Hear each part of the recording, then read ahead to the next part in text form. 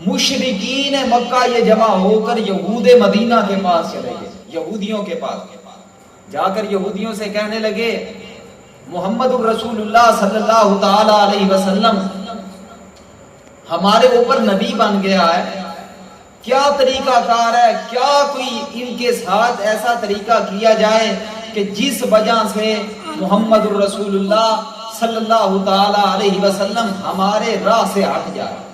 انہوں نے کہا آپ جا کر ان سے 3 سوال کریں، روح کیا ہے، اور ان سے سوال کریں اصحاب کہف جو تھے، جو نوجوان غار کے اندر چھپے تھے، ان کا کیا واقعہ ہے، اور جس بادشاہ نے پوری دنیا کا سفر کیا، پوری دنیا کو دیکھا، اس کا نام کیا ہے، یعنی ذوالقرنین کے حوالے سے ہمیں کچھ بتائیں۔ یہ 3 سوال کیے اور فرمایا اگر تینوں کے جواب دے دے تو وہ نبی نہیں ہے، فرمایا اگر تینوں کے جواب نہ دے تب بھی وہ نبی نہیں ہے، پھر فرمایا ہاں 2 کا جواب دے دے اور 1 کا جواب کہے میں تمہیں دوں گا کبھی اللہ سے پوچھ کر، یعنی 1 کا جواب نہ دے 2 کا جواب دے دے، تب وہ سچا نبی ہے۔ کیسی عجیب بات ہے کہ لوگ آئے، آ کر کہا محمد الرسول اللہ آپ بڑے دعوے کرتے ہیں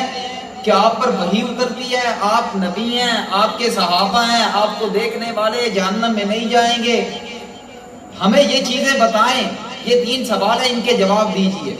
اللہ کے پاک پیغمبر صلی اللہ تعالی علیہ وسلم کو عالم الغیب مخیر کل حاضر و ناظر ماننے والوں سنو، اللہ کے پیغمبر صلی اللہ تعالی علیہ وسلم نے اس وقت فرمایا کہ میں آپ کو کل بتاؤں گا، غدن کل آ جانا، میں آپ کو مسئلہ بتا دوں گا، یہ تو بڑی بات نہیں ہے۔ نبی علیہ الصلوۃ والسلام کے ذہن کے اندر یہ بات تھی کہ اللہ تعالیٰ وحی نازل فرما دیں گے اور میں بتا دوں گا۔ کل ہوئی، مشرکین مکہ آگے، ہاں بھائی محمد ہمیں بتا، نہیں بتایا، آپ نے فرمایا غدن کل بتاؤں گا جی، کل آنا۔ یوں کرتے کرتے 15 دن گزر گئے، مشرکین مکہ نے طرح طرح کے اعتراض کیے، محمد کو محمد کے خدا نے چھوڑ دیا، نعوذ باللہ۔ بعض لوگوں نے کہا کہ نعوذ باللہ نبی علیہ السلام کے پاس کوئی شیطان تھا جو خبریں دیتا تھا، آج وہ شیطان بھی محمد رسول اللہ کو چھوڑ گیا ہے، نعوذ باللہ۔ اس طرح کے کفریہ کلمات کہے، اور نبی علیہ السلام کو کس قدر تکلیف ہوئی ہوگی اگر اللہ کے نبی عالم الغیب ہوتے، حاضر و ناظر ہوتے، مخیر کل ہوتے، اللہ کے پیغمبر جواب دیتے۔ لیکن یہاں سے بھی ہمیں پتا چل رہا ہے کہ اللہ کے پیغمبر عالم الغیب مخیر کل مختار کل نہیں تھے۔ اللہ کے پیغمبر نے فرمایا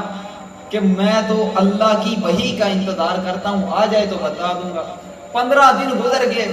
اللہ تعالیٰ نے سارے جواب دے دیے، پھر نبی علیہ السلام نے مشرکین مکہ کو بھی جواب دے دیا، لیکن نبی علیہ السلام کے دل پر جو پتھر کا بوجھ پڑا ہوا تھا، لوگوں نے اعتراض کیے، الزام لگائے، ان کی تسلی کے لیے رب تعالیٰ نے سورۃ الضحیٰ کو نازل کیا۔